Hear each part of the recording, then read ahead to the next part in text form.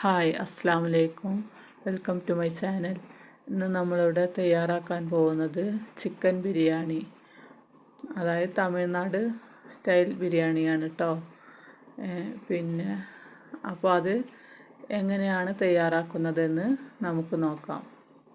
ഒട്ടും വേവേറാതെ കുക്കറിലാണ് ഞാൻ അത് ചെയ്യാൻ പോകുന്നത്. അപ്പോൾ നമുക്ക് നേരെ വീഡിയോയിലോട്ട് പോവാം കേട്ടോ. നല്ല ടേസ്റ്റാണിത്. പിന്നെ കറിയൊന്നും ഇല്ലെങ്കിലും വെറുതെ കഴിക്കാനും ഒക്കെ നല്ലൊരു ബിരിയാണിയാണ്. അപ്പോൾ എല്ലാവരും ഒന്ന് നോക്കാം. അപ്പോൾ നമുക്ക് വീഡിയോയിലോട്ട് പോവാം. അതിന് വേണ്ടിയിട്ട് ഞാനിവിടെ 2 വെളുത്തുള്ളി, അതായത് ഒരു 100 ഗ്രാം ഉണ്ടാവും കേട്ടോ. പിന്നെ 3-4 പച്ചമുളക്, 2 വലിയുള്ളി, ഒരു 6-7 തക്കാളി, ഏകദേശം ഒരു 1/4 കിലോൻ്റെ മേലെ, 1/2 കിലോൻ്റെ അടുത്തുണ്ടാവും.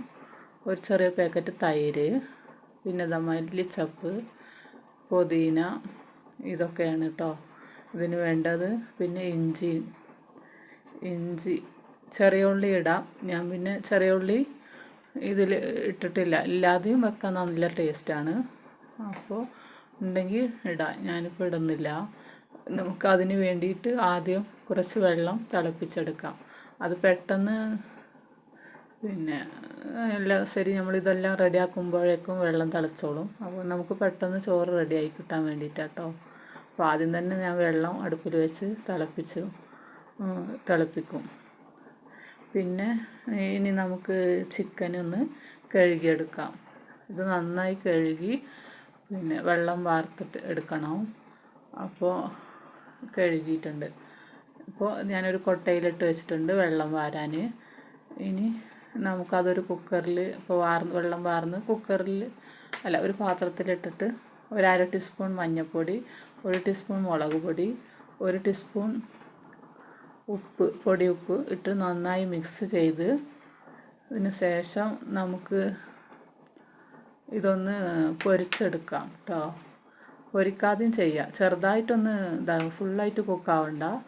അതിൽ മസാലയൊക്കെ ഒന്ന് പിടിക്കാൻ വേണ്ടിയിട്ടാണ്. പിന്നെ പച്ചമുളക് ഇതുപോലെ അങ്ങനെ ഓട്ട കുത്തിയിട്ടാണ് നമ്മൾ ഇടുക കേട്ടോ. കീറിയിടില്ല, ഇങ്ങനെയാണ് ചെയ്യാറ്. കീറിയിട്ടാലും കുഴപ്പമൊന്നുമില്ല, അതായാലും മൊത്തമായിട്ട് അങ്ങനെ മിക്സ് ആവും. എരി കൂടുതലാവണ്ട വിചാരിച്ചിട്ട് അങ്ങനെ ചെയ്യും. പിന്നെ തക്കാളി കട്ട് ചെയ്തിട്ടുണ്ട്. ഉള്ളി നന്നായിട്ട് നല്ല ടേസ്റ്റാണ് കേട്ടോ ചോറിന്. ഈ ഇലകളൊക്കെ എത്ര എണ്ണം അത്രയും ടേസ്റ്റാണ് ചോറ്. അപ്പോൾ എന്താ വെച്ചാൽ ഇപ്പോൾ നമുക്ക് ചട്ടിനി ഒന്നും ഇല്ലെങ്കിലും അത് വെറുതെയും കഴിക്കാം. അപ്പോൾ ഒരു നാരങ്ങ എടുത്തിട്ടുണ്ട്. നാരങ്ങ നമ്മൾ കട്ട് ചെയ്ത് കുരുവെല്ലാം ഒഴിവാക്കിയിട്ട് വേണം കേട്ടോ ചോറിൽ അതിൻ്റെ നീര് മാത്രം ഒഴിക്കാൻ പാടുള്ളൂ. അപ്പോൾ വെള്ളം നന്നായി ചൂടായിട്ടുണ്ട്. ഇനി നമുക്കത് ഇറക്കി വെച്ചിട്ട് ഒരു കുക്കർ അടുപ്പിൽ വെച്ച്, ഞാനിപ്പോൾ സ്റ്റൗവിലാണ് കേട്ടോ.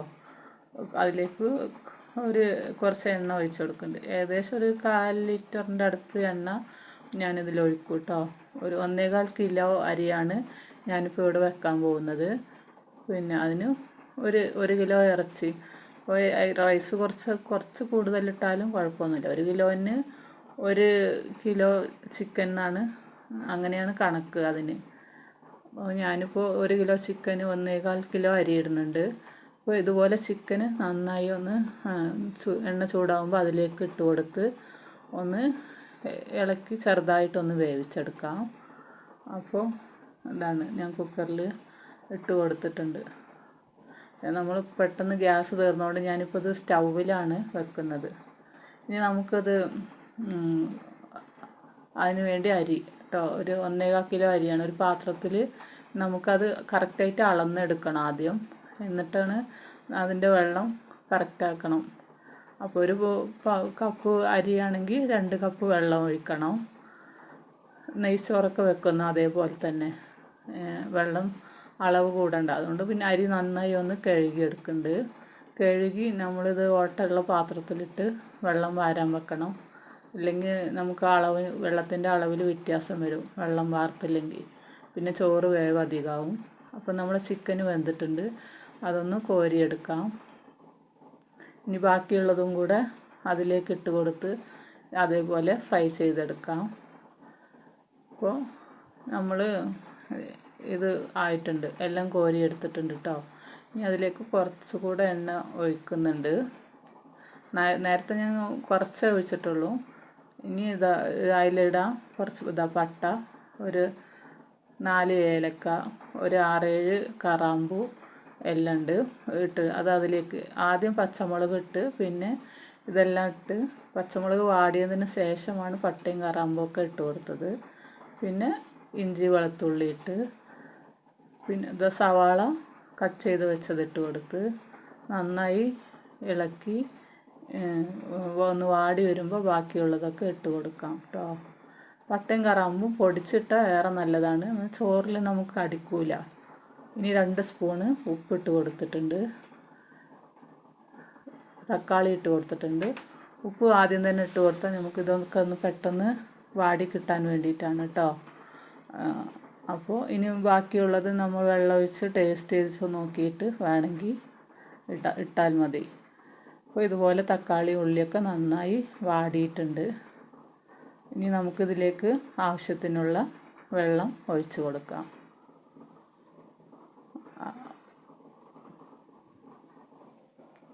അല്ലല്ല, വെള്ളം ഒഴിക്കാനായിട്ടില്ല. അപ്പോൾ ഇത് ബാക്കിയുള്ളതും കൂടെ ഇടണം. മല്ലിച്ചപ്പ്, പുതിന എല്ലാം ഇട്ട് ലാസ്റ്റ് ആണ് ചിക്കനൊക്കെ ഇട്ടിട്ടാണ് വെള്ളം ഒഴിക്കുക. അപ്പോൾ മല്ലിച്ചപ്പും പുതിനയാണ് ഞാൻ ഇട്ട് കൊടുത്തത്. ഇനി അതിലേക്ക് ഒരു 1/4 ടീസ്പൂൺ മഞ്ഞൾപ്പൊടി. ആദ്യം നമ്മൾ ചിക്കനിൽ കുറച്ച് ഇട്ടിട്ടുണ്ട്, അതുകൊണ്ട് കുറച്ചിട്ടാൽ മതി, ഒരു കളറിന് വേണ്ടിയിട്ടാണ്. പിന്നെ 2 ടീസ്പൂൺ മുളക് പൊടി, 2 ടീസ്പൂൺ മല്ലിപ്പൊടി. കാരണം നമ്മൾ ഇഞ്ചിയൊക്കെ ഇട്ടിട്ടുണ്ടല്ലോ, അതിൻ്റെ എരിവൊക്കെ ഉണ്ടാവും, പച്ചമുളകിൻ്റെ ഇഞ്ചിൻ്റെയൊക്കെ. അതിന് ബാക്കി തികയാത്തത് മാത്രം മുളക് പൊടി ഇട്ടാലും മതി. എന്നിട്ട് ഇതുപോലെ നന്നായി ഇളക്കി കൊടുത്ത് പിന്നെ അതിലേക്ക് തൈര് പിന്നെ നാരങ്ങയുടെ നീരും ഒഴിച്ച് കൊടുക്കാം.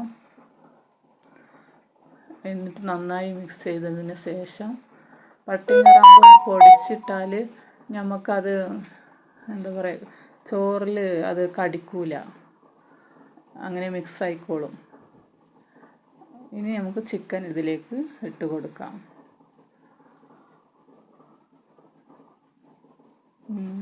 അപ്പോൾ ഇതുപോലെ നന്നായി മിക്സ് ചെയ്തതിന് ശേഷം ഇനി നമുക്ക് അളവിന് വെള്ളം ഒഴിക്കാം. അരി എടുത്ത് അതേ പാത്രത്തിൽ എത്ര അരി ഉണ്ടായിരുന്നോ അതേ അളവിൽ ഒരു പാത്രം വെള്ളം ഒഴിക്കാം. പിന്നെ അതേപോലെ ഒരു പാത്രം കൂടി ഒഴിക്കാം. അങ്ങനെ 2 പാത്രം വെള്ളം ഒഴിക്കണം കേട്ടോ. അളവ് കാരണം കൂടുതലായി പോയിട്ടുണ്ടെങ്കിൽ ചോറ് പിന്നെ വേഗം അധികമാവും. അതുകൊണ്ട് കറക്റ്റായിട്ട് ഒഴിക്കണം.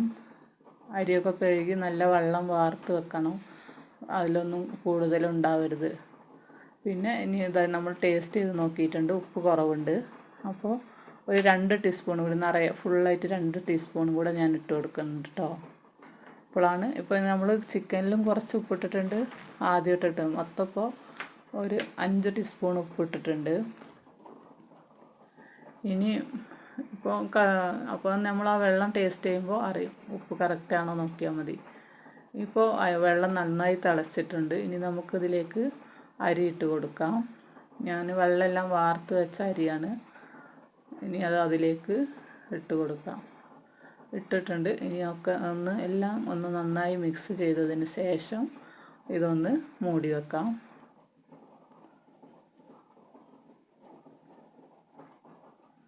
നന്നായി മൂടി ഒന്ന് വിസിൽ വെച്ചിട്ടുണ്ട്. ഇനി നമുക്ക് അതിലേക്കൊരു തൈര് ചട്നി റെഡിയാക്കാം.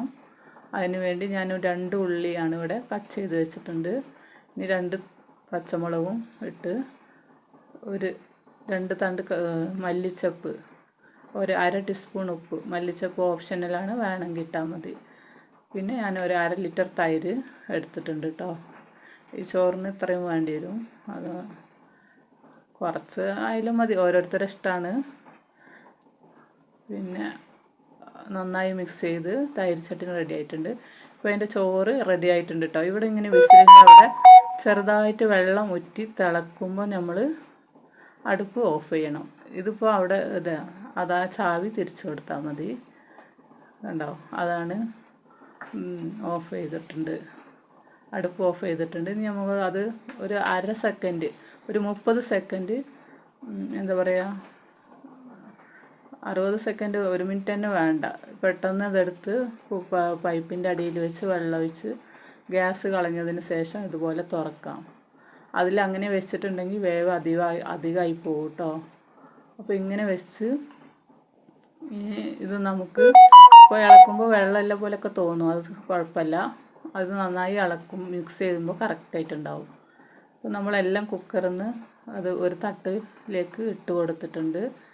ഇനി കുക്കർ നന്നായി തുടച്ച് വൃത്തിയാക്കണം. വൃത്തിയായിട്ട് അതിലേക്ക് ഇട്ട് കൊടുക്കാം. കുക്കറിൽ തന്നെ വെച്ചാൽ നമുക്ക് അത് വേവ് അധികമായി പോവും. അതുകൊണ്ടാണ് ഇതുപോലെ തട്ടിലേക്ക് മാറ്റുന്നത്. ഇനി അതിൻ്റെ മേലെ 2 ടീസ്പൂൺ നെയ്യ് ഒഴിച്ച് കൊടുക്കുന്നുണ്ട്. ഓപ്ഷണലാണ്, ഒഴിച്ചില്ലെങ്കിലും ചോറിന് നല്ല ടേസ്റ്റാണ്. ഞാനിപ്പോൾ കുറച്ച് ഒഴിച്ച് അത് നന്നായി മിക്സ് ചെയ്ത് ഇട്ടുണ്ട്. അപ്പോൾ ബിരിയാണി റെഡി ആയിട്ടുണ്ട്. ഇത്രയേ ഉള്ളൂ. നല്ല ടേസ്റ്റാണ്. എല്ലാവരും ഒന്ന് ട്രൈ ചെയ്ത് നോക്കണം. വീഡിയോ എന്താ, അപ്പോൾ നിങ്ങൾക്ക് ഇനി നമ്മൾ ഒരു വീഡിയോയും കൂടി കാണിക്കുന്നുണ്ട്, ഈ സ്റ്റവ് കത്തിക്കുന്നത് കേട്ടോ. അപ്പോൾ കുറേ എന്താ പറയുക, എൻ്റെ വീട്ടിലൊന്നും കത്തിക്കലില്ല. അപ്പോൾ ഞാൻ കാണാത്തവർക്ക് വേണ്ടിയിട്ടാണ്. അപ്പോൾ ഇത് എന്താ വെച്ചാൽ യൂസ് ചെയ്യാതെ വെച്ചതുകൊണ്ടേ എല്ലാം ഇതാക്കിയിട്ടുണ്ട്. പെട്ടെന്ന് ഗ്യാസ് തീർന്നപ്പോൾ ഞാനിങ്ങനെ കത്തിക്കാമെന്ന് വിചാരിച്ചിട്ട് എടുത്തതാണ്. ഇനി നമുക്കിതെങ്ങനെ കത്തിക്കണതെന്ന് ഒന്ന് നോക്കാം കേട്ടോ. അപ്പോൾ അതിന് വേണ്ടി ഇത് അതിൻ്റെ മൂടിയാണ്. അതൊന്ന് തുറന്ന് ഫണൽ വെച്ച് കൊടുത്ത് അതിലൂടെ ഇങ്ങനെ എണ്ണ ഒഴിക്കണം. കണ്ടോ, മണ്ണെണ്ണ ഒഴിച്ച് കൊടുക്കണം. മണ്ണെണ്ണ സ്റ്റവ് എന്നാണ് കേട്ടോ ഇതിന് പറയുക. അപ്പോൾ ഇത് നല്ല യൂസാണ്. ഇതുപോലെ പെട്ടെന്ന് ഗ്യാസൊക്കെ തീരുമ്പോൾ നമ്മൾ മണ്ണെണ്ണ സ്റ്റോക്ക് ഉണ്ടെങ്കിൽ കൊടുങ്ങാതെ കത്തിക്കാം. കറണ്ട് അടുപ്പിലൊന്നും ചോറ് വെക്കാനും പറ്റില്ല. അപ്പോൾ എന്നിട്ട് ഇതുപോലെ മൂടി ടൈറ്റാക്കി കൊടുക്കാം.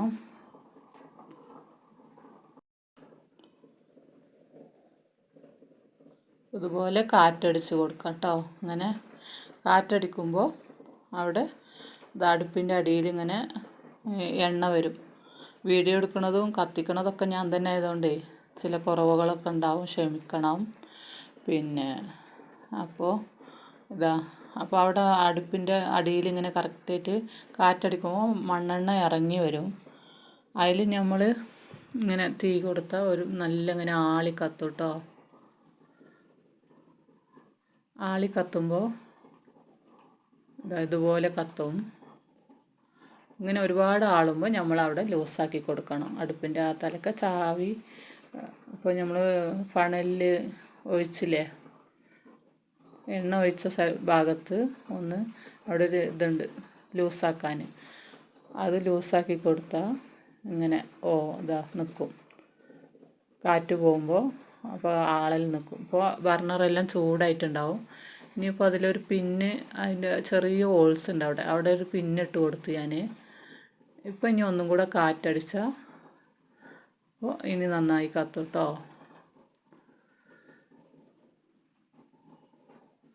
ഇപ്പോൾ കത്തിയിട്ടുണ്ട്. നല്ല ചൂടാണത്. പെട്ടെന്ന് കുക്കാവും ഇതിൽ വെച്ചാൽ. പിന്നെ ഒരു സൗണ്ട് ഉണ്ടാവും ഇതിന്, നല്ലൊരു ഫാക്ടറിക്ക് ചെന്ന പോലെ. അപ്പോൾ ഇത്രയേ ഉള്ളൂ. അപ്പോൾ കണ്ടില്ലേ, ഞാനിതൊന്ന് വീഡിയോ കാണിക്കണമെന്ന് ആദ്യം പറയണം വിചാരിച്ചു, വിട്ടുപോയി തോന്നുന്നുണ്ട്. അപ്പോൾ ഇത്രയേ ഉള്ളൂ കേട്ടോ ഇന്നത്തെ വീഡിയോ. അപ്പോൾ വീഡിയോ ഇഷ്ടമായെങ്കിൽ ഒന്ന് ലൈക്ക് ചെയ്യാനും നിങ്ങളുടെ വിലയേറിയ അഭിപ്രായങ്ങൾ കമൻറ്റ് ചെയ്യാനും മറക്കരുത്. നാളെ വീണ്ടും മറ്റൊരു വീഡിയോയുമായി വരുന്നത് വരെ എല്ലാവർക്കും ബായ്. അസ്സലാമു അലൈക്കും.